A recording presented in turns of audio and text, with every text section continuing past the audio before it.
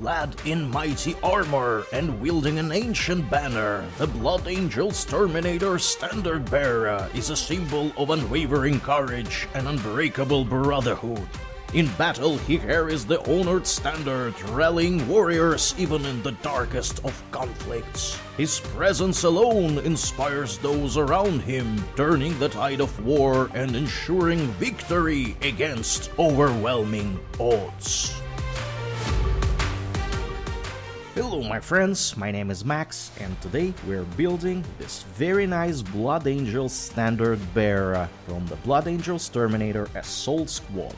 As always, by the end of this video we will figure out answers for 3 simple questions. Does this mini look cool when assembled? Is it easy and fun to build it? And how does it look next to some other miniatures? We start, as always, with the torso. This is a funny one because this chest plate has a helmet already integrated into it. I haven't seen this before. I did not deal with a lot of older Terminators, firstborn Terminators. That is why it looks a bit funny to me. Anyways, we need bits 3 and 8. These are my bits cleaned up. They should be assembled like this. It's actually quite nice that the head is already in the torso. Looking nice. I'm going to glue it.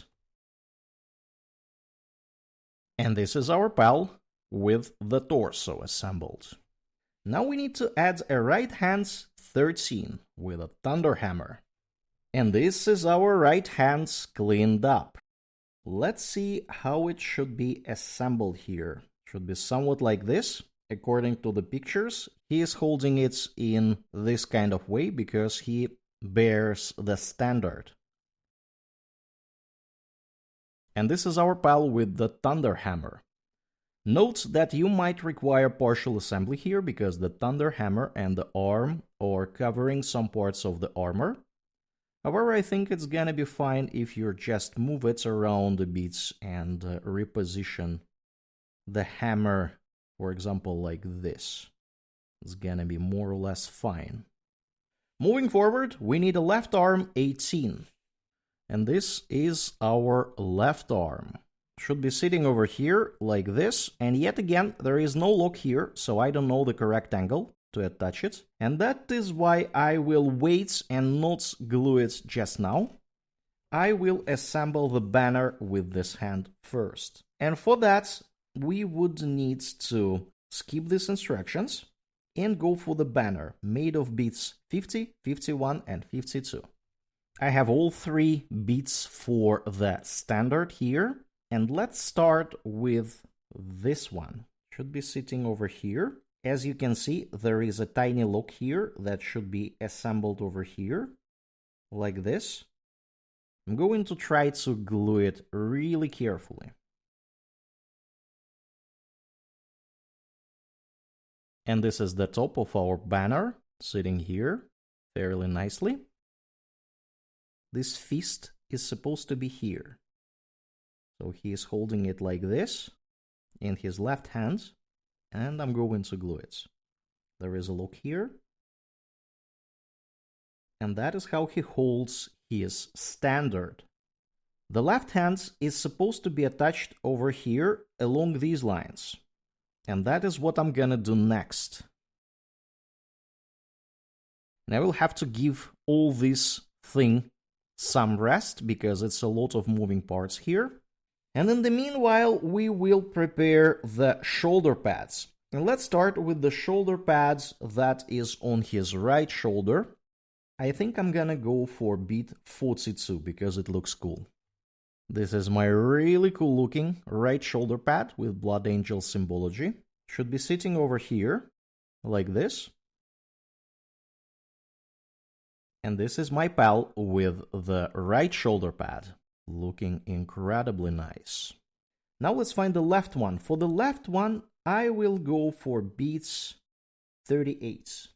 This is my beat 38. We will leave it for a while unassembled. And to give this standard a little bit of more rest, we will find the Iron Halo. I think in our case, it would be nice to have Iron Halo 67. It looks really cool. This is our cool looking Iron Halo 67. It has front and it has back. This is back and this is front. And I think we can place it on the miniature straight away. This is roughly how it should look like. It should be glued over here.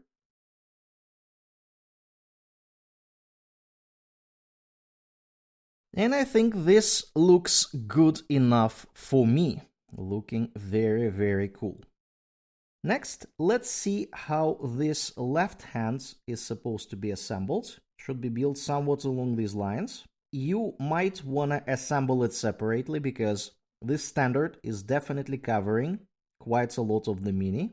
I myself don't care that much, I will just glue it directly. But in case if you do it separately, you might want to add shoulder pads straight away, like this.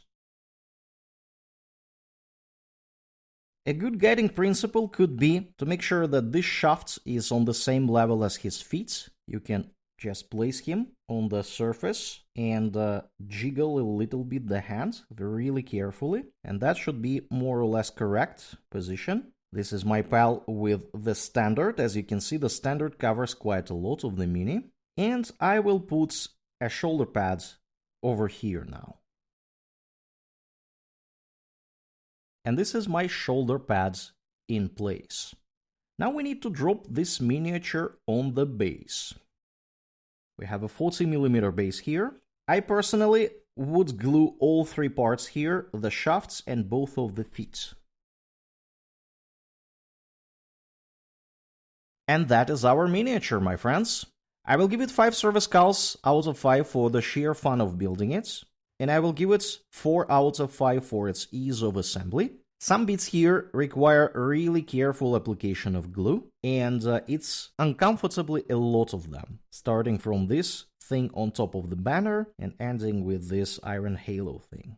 This mini definitely requires partial assembly. This banner covers quite a lot of the mini. You can do a small trick here. You can place him on the ground and you can slightly rotate the banner in this position in order to open his head for painting a little bit. There is some degree of flexibility here. It will look a bit more like this, so you could access a bit more. And now let's take a look how this miniature sits next to some other minis. We start with the Terminator Sergeant that we built yesterday. Some of you might have noticed that we have built 2 Blood Angel Terminators, one after another. Usually we don't do that, but I liked this spell on the right so much, so I decided to build another one today too. And that is how we got the standard bearer. As you can see, they look very organic together, really richly decorated miniatures, really cool looking. The only drawback that I can see is that they're a bit squat, the proportions are not particularly good. However, they look so cool, I am perfectly fine with that.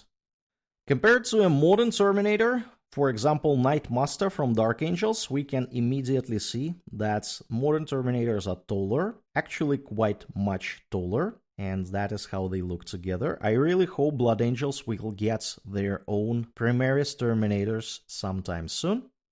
And we of course have some Space Marine heroes for comparison. This is Sergeant Victorino from Space Marine Heroes Series 2 on the right. As you can see, these pals are a bit taller even without a tactical rogue. This is how he looks without a tactical rogue. You can see that he is a bit taller than the one on the left. Even though the Stormhammers are technically of the same size, they don't look different. The proportions of the body of the Space Marine heroes are a bit better, but they are not as large as Primaris Terminators. They still gonna look fine next to each other on the battlefield, because these ones, the red ones, are not much larger. And that's a wrap for today, my friends. If you enjoyed this video, don't forget to hit that like button and subscribe to the channel. It will help you to catch more content like this and support me in growing this channel. Share your thoughts on this mini in the comments below. I'm working to make my videos more helpful and I need your inputs.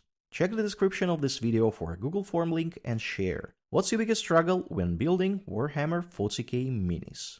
Make sure to check the video that you see now on your screen. Thanks for watching and I will see you next time.